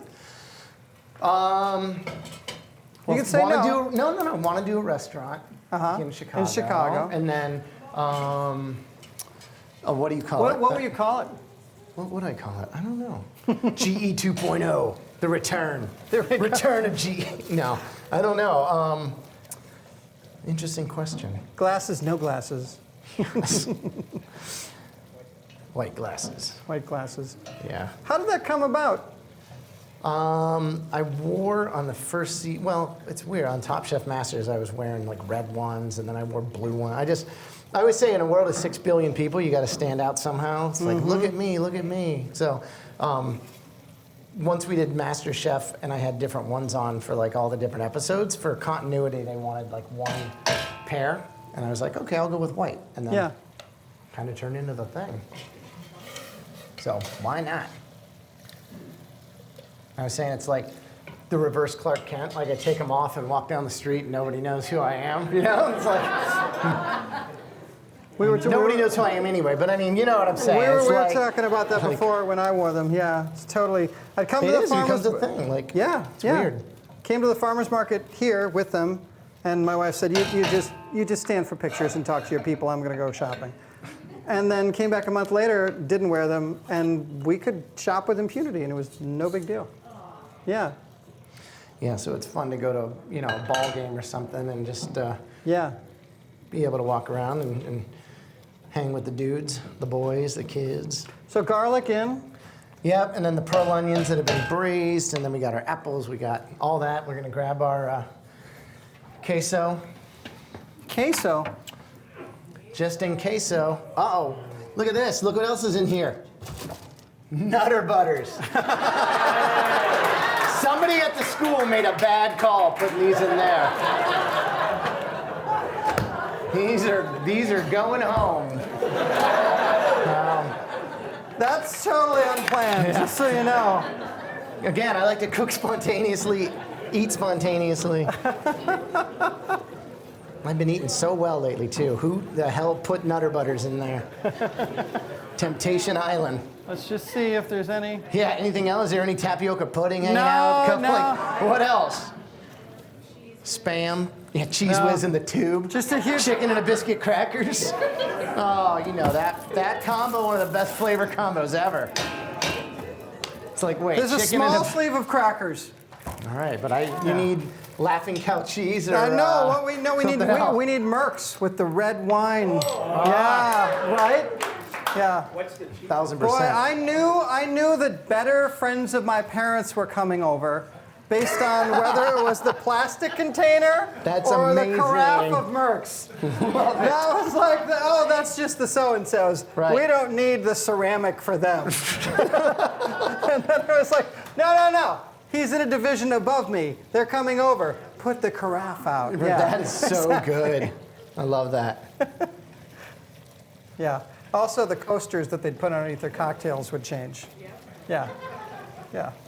That's funny. Yeah. We never had anyone come over. Ever. I don't know. We weren't the most social family. Well, I'm the youngest of 11. How is that possible? You like know what? Gremlins, you get one I'll of your tell wet, you you what, gotta have it's more. a lot of drinking and divorcing. That's how that's possible. I have stepbrothers and sisters That's and great. stepbrothers and sisters. Wow. Yeah. Bottom of the fridge, all gallons of milk. We didn't have a crisper. It was just 6 gallons of milk. And we'd go through it in like 2 or 3 days. Wow. Yeah. I mean, breakfast cereal for 8, because there was 6 of us at home, kids at one point, and then 2 adults. It's like a 50-pound dog food bag, just like pouring into bowls. We're like, Yes. how many are there? 11? 10? What do we have, hon? Let's just keep pouring. Pour till there's no more. Yeah. Yeah, the joke was Thanksgiving, you're at the kids' table. Like, there were so many kids. The whole table was the kids' table. The kid's house, you got like your own little garage in the back, just full of kids. Yeah. All right. People ask me, how did I end up in television and media? And I'm like, well, I had to be somewhat outgoing, or I would get, left at the gas station. And people have that reaction. I'm like, I'm not kidding. Right. I'm being straight up honest. You need to be sort of effusive and gregarious, or they'll. Survival. Yeah. Yeah. I was If the you cut baby. yourself in this grater, that'd be really funny. That would be amazing, wouldn't it? Thank you for saying that. you Sure. schmuck. I'm here for you. All right. So this is not just any cheddar. This is a good Wisconsin 10-year cheddar, correct? Yeah, exactly. Yeah. So we should have some crystals in there. Yep. That's the best. What's the fancy scientific word? Does anyone know this fancy scientific word for the lactic something, crystals? What is it? Calcium citric. Nice. That Nerd alert. that Nerd alert. that I'm kidding. that person It's Na4 is the. that person gets an extra sample. Yeah. Catch. Okay, we got some queso here. We got some cheese. We're getting ready. Boy, I love the happy bubbles in this super low simmering risotto. Right? That's just a beautiful thing. It's like stars glittering in the night sky. So what do you got to do? Remember? What do you got to Gotta do? film it. All right. Like, don't we always say? Okay. Like, I said, This is hashtag camera eats first. This is going to be So- so meta because we're both going to film it. Ready? Everyone say hi. 1, 2, 3. Now we got to turn on ourselves. So good. All right, here we go. Ooh. Ooh, thank you, good night. Just like walk out, like, and we're done here. Yeah, right. Yeah, bacon. It's a good Wisconsin audience. They haven't forgotten the bacon Exactly. yet.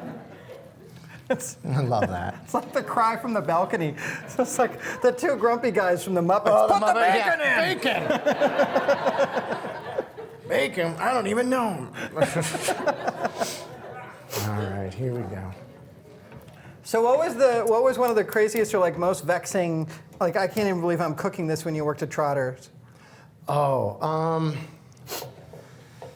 well, a lot of times, you're coming across these ingredients you've never seen before, like, giant white truffles for $4,000 a pound, or, scallops that are still kicking and alive in the shell that just got picked yesterday. And, things like that were just amazing to see. But it was the stories, we never had like a walk-in fridge. Everything came in that day.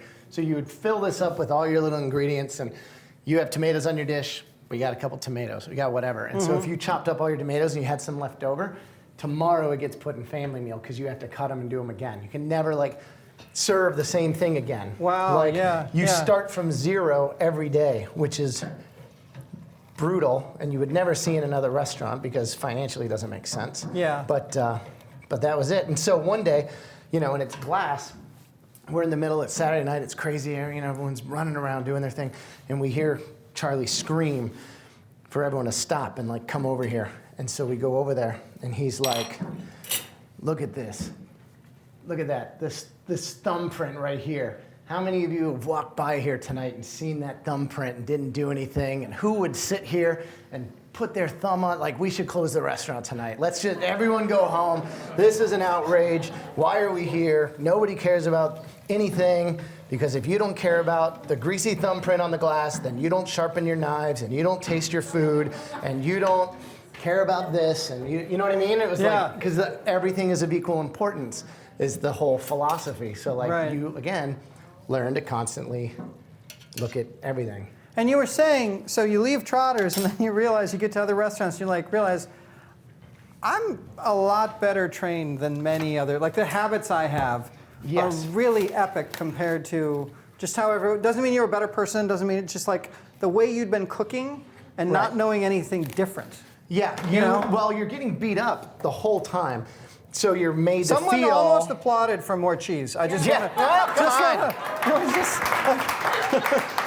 I always say you just have enough rice to hold the cheese together. Right? It's just like when I make mashed potatoes, and it's 80% butter with a little potato in there. But so you have this... what were we just saying? With Charlie and how you got to someplace else and you were cooking in a totally different level. So I was saying it's you don't realize that you're at that level until you leave it. So you're getting yelled at and beat up and, made to feel like you're horrible. Then you go to another restaurant. Yeah. And just by doing what you do naturally, okay, I'm done here. I'm going to wipe down into my hand, put it over there, fold up my towel, put my knife right here next to it, and then, have this over here, whatever. And you're constantly doing things like that. And you look around and other people are not. Chefs and fellow people will see that, and they'll start to cook differently. And now a position opens up for a sous chef, and now you get that position because you're working that way. Which is what happened at True. Mm-hmm. Yeah. So you're horrible, but at an Olympic level. Yeah, exactly. I'm the best, worst, one of those. Yeah. All right. This is going to be pretty. Hope so. Word, right? Look, so I also like to make sure that we got enough onion, and then we'll put the bacon and all that stuff. Because I don't know about you. Yeah, and so when I order a pasta or something, if it says it's got shrimp and whatever, I can't stand when I get my pasta and there's 3 shrimp in it. Right. I'm where's the wreck? Come on. 90% pasta and 2 to 3 shrimps in there. So I want a little bit of everything all the way through. So, but again, you're talking to a guy that was all you can eat shrimp at, Red Lobster on prom night, because that was that's where you go. That's the deal. Right? Olive Garden, all you can eat breadsticks? Really? Yeah, you're gonna regret that real quick. And let me show you what somebody can do to breadsticks. All right? My friends and I have no money and nothing to lose. So Yeah, that's how it was. All right, so we'll take some of our bacon. Just kind of like you're walking in the woods and stumbled on the dish, right? Nice and natural, not worrying about tweezers. Like you're foraging in Vermont. Yeah, like you just, and kind of the same amount. I always say when I do things like this or season, I always feel like Indiana Jones at the beginning of Raiders of the Lost Ark, where he's like doing the sand and like trying to measure the right way, you know, make sure. I gotcha. Yeah, good. Yeah. My wife is such an Indiana Jones fan that this is how easy my anniversary present was. I just bought her the box set, and she was like, "Oh, you really know me." Dude, so if you really loved her, you would have taken out Temple of Doom and just given her the other one. That is so cool. That's great. I let her make her own decisions there. That's awesome. That's so cool. So we have this. Kitchen can hear me. We're ready whenever you are. So that's... Chef's in the kitchen. And you can see we don't put it in a bowl because the rice will continue to cook, so you want it like nice and kind of laid out. And so you can get a little bit of everything and...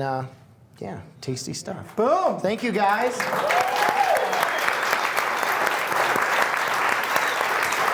Yes, I'm gonna keep eating cheese and bacon. Some of this Cheese and bacon, open face look at sandwich. you. Wow. This is what's funny. That was your moose at Trotter, wasn't it? Yes. But here's what's funny. We'll sit here and cook till 2 in the morning with like hand-harvested, organic, what have you, free range, this and that, and then eat this kind of stuff at like 3 in the morning as chefs. Oh, yeah. But like this mush between a piece of bread. Number one home meal for chefs at the end of the night is the frozen pizza you would walk past, even if it were on sale. Yeah. Or Chef Boyardee. Well, it's got chef in the name. He was actually an amazing guy, but that's a whole other discussion. All right, let's do some Q&As. Wait. Sorry. Oh, Thank that's right. you. Oh my God, wait. That was my garnish. So when I go on road trips, right, you gotta have your snacks and stuff. So we did this. So I would eat my Cheez-It all the time. And so I would garnish with like just a little extra crunch. Oh, here we go. And I'd go and do my little Cheez-It risotto.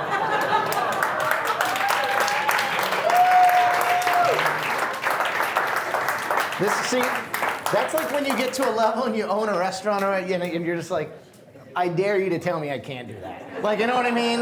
Like, I'll just fire you from the restaurant and go home.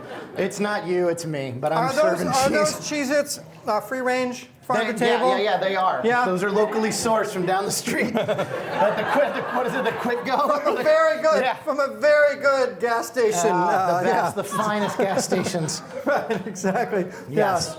Yeah. Born on dating, all that. All right, I'm sure there's a couple 5 questions. If you would put your hand up. Do you guys think we should do this real fast? What do you think? Just a little. All right. That's it. That's all I'm doing. All right. Lindsay? Hi.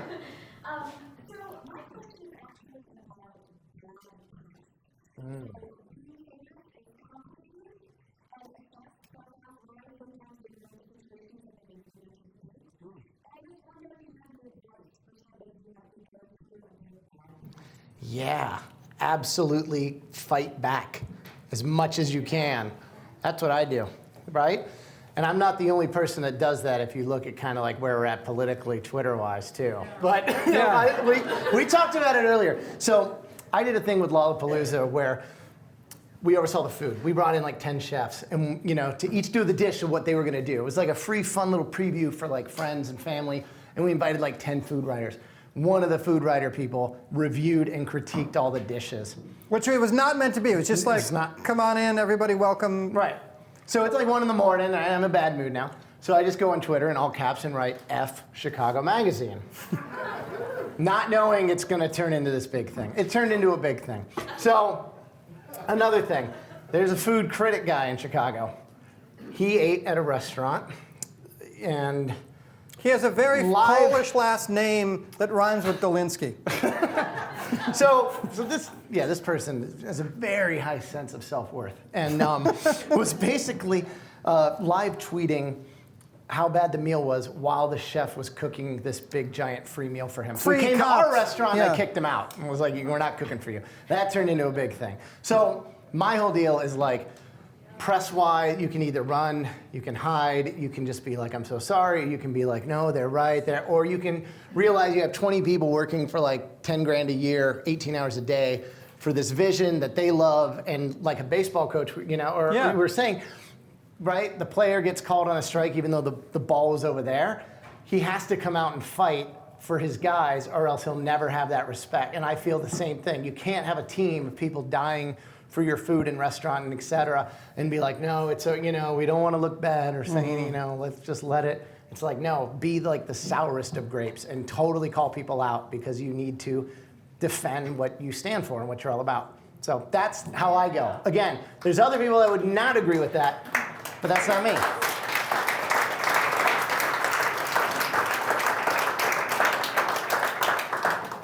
Back over here, sir.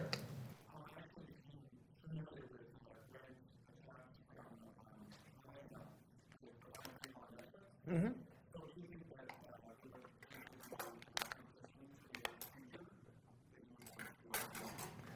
That I would want to do? Yeah. Oh no, like my competing days are over. But no, it's a good question. Like I get asked all the time to like, you know, partake in that kind of stuff. But I do. I feel like, you know, it's come and gone. I've done that, and you know, even the competition show thing, I feel is kind of like I'm very much wanting to do something else and pivot to hosting or doing something with travel or music or history or, you know, any of those kind of things, as opposed to, you know, you have 3 minutes left to cook with, like, you know, one hand behind your back. Like, that's fun, but there's so much behind everything. Like just this dish, right? The story, the ingredients, where it's from, why is it served here? What's the dairy, you know, scene like in Wisconsin, and why does this happen? And what's going on with, you know, how do you make bacon, and where is it from? Like, think of that times everything in the world, and so there should be way more opportunity to do cooler things on TV. My opinion. I agree. Right, we'll go right here in the Adidas shirt, and then up here in red, and then the woman that was directly in front of the Adidas shirt. All 10 of you. Just jump up.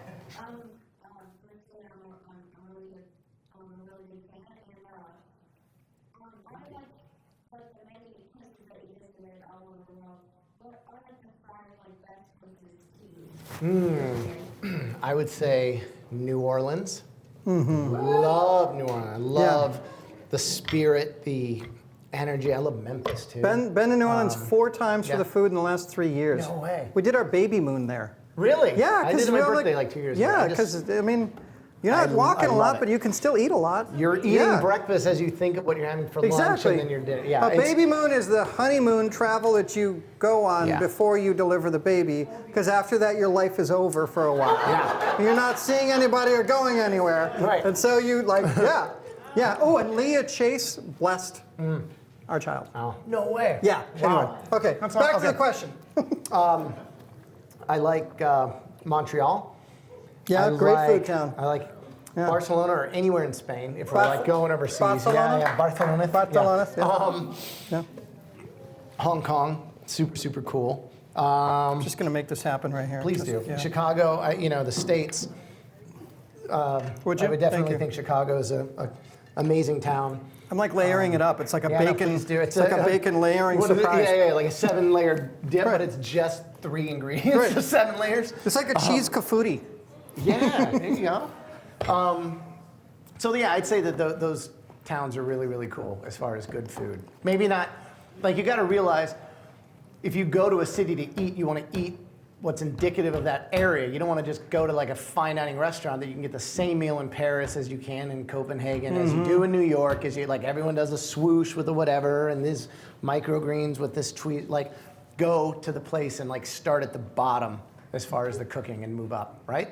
Like fish fry. Yeah. Right? Like you don't fish need fry. to go to like your Michelin, what have you, whatever, because it's usually similar kind of stuff. I just did a thing for Eater, and they were talking like Milwaukee fish fry. But when I said if you came to Milwaukee specifically and you didn't have a good fish fry, you didn't actually visit the city.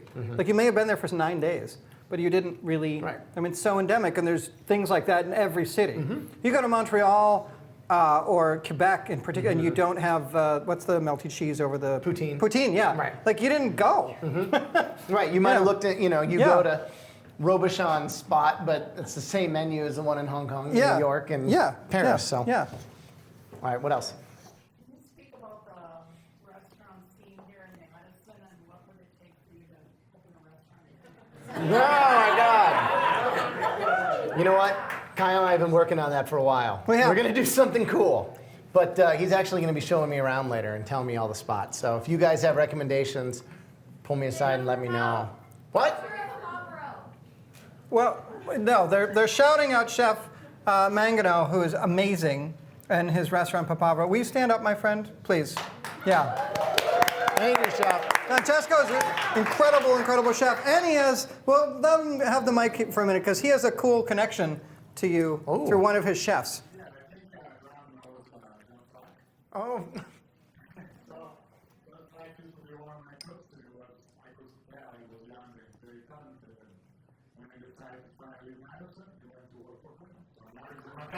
He is. That's amazing. So we got to get our picture later and send it to him. Yeah, I texted him this morning. So John Slack came to Graham Elliot, was a cook, then a sous chef, then the chef de cuisine, and now is the executive chef in China, running the restaurant. So very, very cool. Yeah. See, the world is like so tiny. Yes.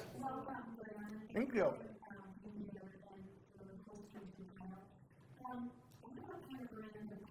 Uh-oh.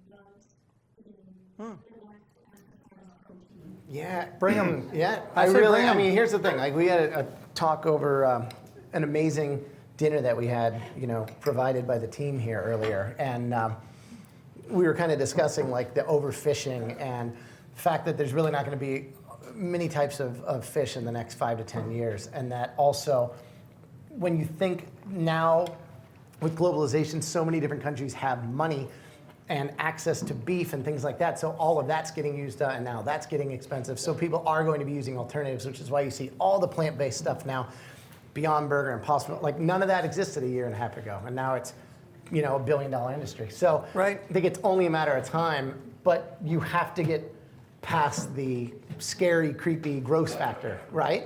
Like, I'm totally fine with that stuff, but I'm saying tofu, if it was a brick and it was called tofu, but it was really made out of like grubs, which are all protein, Right. then it would be different. But you're not just gonna like see a big bag of insects for sale in the store. Like, I think it's going to be turned into something else. But yes, it's a matter of time because it's inevitable, right? I just wrote about this, meaning like 5 months ago.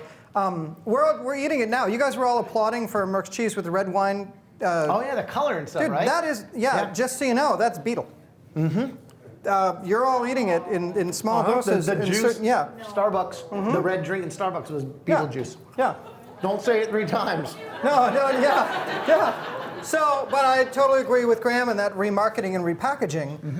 And we're, eventually, we're funny until it becomes a necessity. We probably won't embrace it. The good news is that the technology, not the infrastructure, but the technology is there already so that we can access those programs. And the production can be scaled up pretty quickly, which is pretty great. It's so funny, like seaweed, we know what that is. But now it's being called like Pacific vegetation or like ocean vegetables, and now it's 10 times more expensive, and it's the same thing, but it's all how it's marketed, right? You all seen Mad Men? It's the same thing. That's all it is. Patagonian toothfish is not as sexy as sea bass. Chilean sea bass. Oh, yes, it's amazing. Right? Yes. Woo!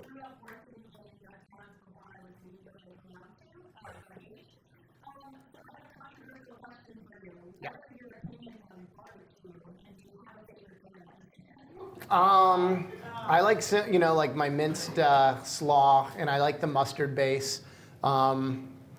With barbecue, it's one of those things. It's like a religion, right? Like every different place has their thing. Right. You gotta eat but like we're talking like Easter baseball, I feel like where I'm at is where I want to experience it and do it. Yeah. You know what I mean? Yeah. So I don't say that like Texas is my favorite or Kansas City is better than it's. When I'm there, like I want to go and hit 10 different spots and enjoy it. But. I just feel bad for people that are dogmatic about barbecue because it's the first and true American cuisine. I mean, when the Spanish came, they, like first letters, journal entries, they witnessed the natives, making barbecue, Barbacoa. barbacoa, yeah. And it wasn't just meats; it was grains and things like that. It was this raised cooking thing, but. Like it's like the fish, like dig into the flavors right there. It's such a primal way of cooking, but dig into the flavors right there and it'll tell you so much about the community. And then go somewhere else and experience that. And like that's the good news. Yep. Yeah, it's not McDonald's, right? It's not the same everywhere. Thank God. Yeah. Jinx. Jinx. Double jinx. Right. Triple jinx. You owe me a Coke. I owe you a Coke now? You owe me a Coke. Yeah. Or a McRib. Yeah. Oh, barbecue and McDonald's to get.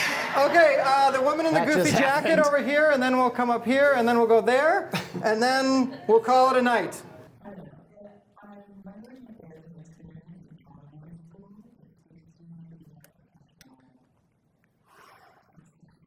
Man, culinary school was hard for me. Let's just say.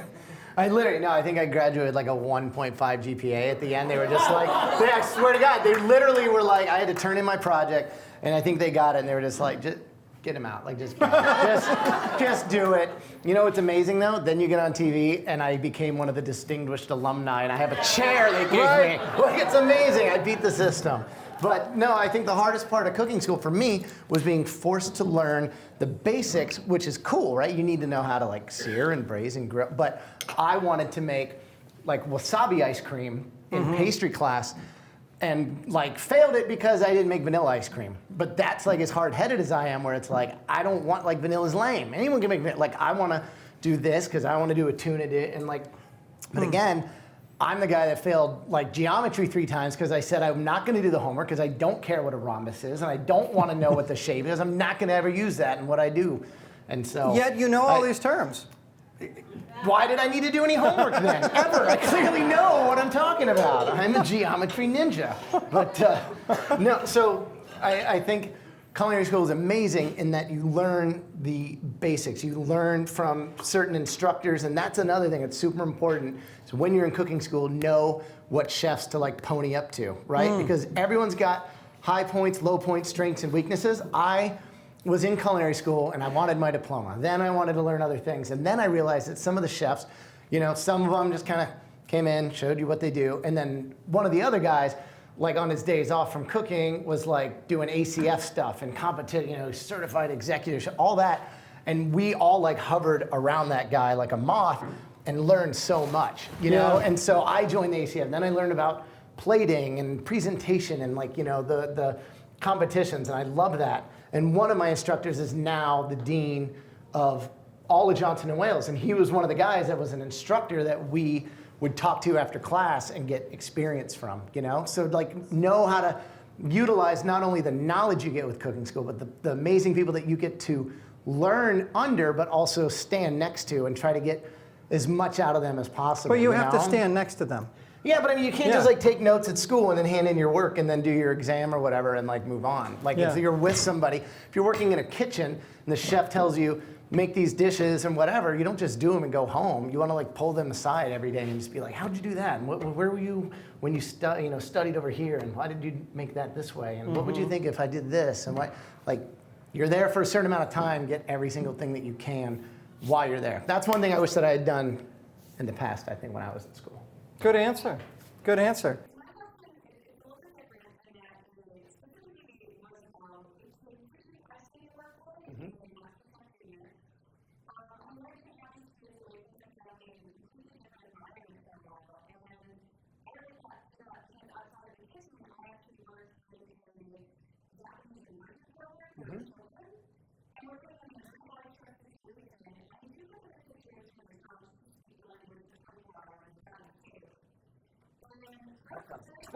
Yeah, Jesus.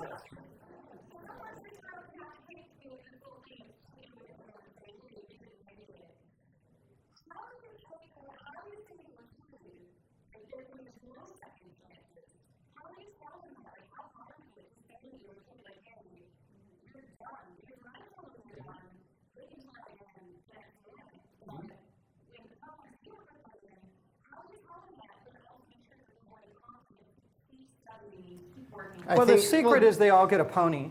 Yeah, everyone gets a. They do. No, Yeah. well, first thing, when they are there, like literally, it's about setting up expectation. It's saying there are 100 of you, then there's this, now there's 15 of you, and you're the best at your age group in the country. There is one winner. There's not a blue ribbon for everyone. There's not, that's not what we're doing here. This is just like sports or the Olympics. If you're a gymnast or you're in a music competition, you're a pianist, whatever it is, one of you will win. Everyone else, great job, keep on cooking. We'll help you however we can. While they're there cooking, their parents are on the other side of that wall watching. They see them every hour. They go on breaks. They have to learn. They have to go to school. They have to go to the bathroom. They have to go home, and their parents are with them. The reason there's no kid shows is because of that, because production doesn't have a hand in it. And if your kid was cooking and it seemed like they were getting really sad and they're almost to the finale, you can pull them out and say, we're not doing the show anymore. And that will completely screw the show. So we constantly have to talk to the kids and the parents and get everyone together and say, you guys are amazing. This is what we're looking to do. Just so you know, like boom, boom, boom, boom, boom. You're doing that all the time. So it's tons of like massaging and making sure everyone's happy and good. When we're not filming, they are in cooking classes learning everything. And they're only there for about maybe a week to 10 days max, because it's only a certain break when they're done with school. So all the episodes are done in that one block. So much different for the adults. That's painful. That is brutal. Don't ever do any cooking show as a contestant. Like, it's like being in the OJ jury. You're like a year, you'll never get back, and you won't be happy with the outcome. So. Yeah. Okay, why don't we go here? Yeah, here in front, and then we'll wrap this up because we promised Graham we'd get him out of here by 8-ish. I think just the biggest one was like knowing exactly what you want at the end of the road, right? So you're a student, what do you want to do? I want to open up my own bakery. See, then you got to go and like find the 3 best bakeries here and like go spend a weekend at each one and like go shopping, go online, look at things, go eat there, go and like see who you want to work with, what you can learn, then see what's in Milwaukee and then Chicago or Minneapolis, and really focus on that. Don't go get a job doing what have you, because you might think it's what you're supposed to do or have on your resume or whatever, And then you can always go from that smaller independent spot to doing scale and going and working at, a resort or a hotel or wherever and doing 10 million cupcakes or bread, whatever you're making, and then go and apply all of that to what you want to open and do. But I just think it's, again, if you want to get to here, don't take this path like all over the place to like get to it. Like, I can't bake. I'm never going to open a bakery. I'm never going to work in a bakery. Like, that's one of those, like, I will hire someone that is amazing at that. Because I'm good at some things. I'm not good at, like, any pastry-ish stuff. So, and I own that and admit it. Thank you, Madison College. Thank you, Culinary team, second-year students, Chef Paul Short for pulling this all together and asking a couple of years ago. Chef Paul is the coolest. If you go here, you should be hanging out with that guy every day. Thank you to John and Kevin and the rest of the team. Thank you to Brian from the university. Thank you to Vollrath for being such gracious, marvelous, amazing sponsors. Yes. And having a super dope company that I can get behind that's Wisconsin and makes amazing products. Thank you to the AV team who they donate all this time. And they figured this out? And they figured that out. Yeah. But this is not for a class. This is for the love of their hearts and maybe brownie points. Nutter butters. And Nutter That's Butters. what they're getting. Thank you to all of you for being here tonight. And thank you, Graham Elliot. Yeah.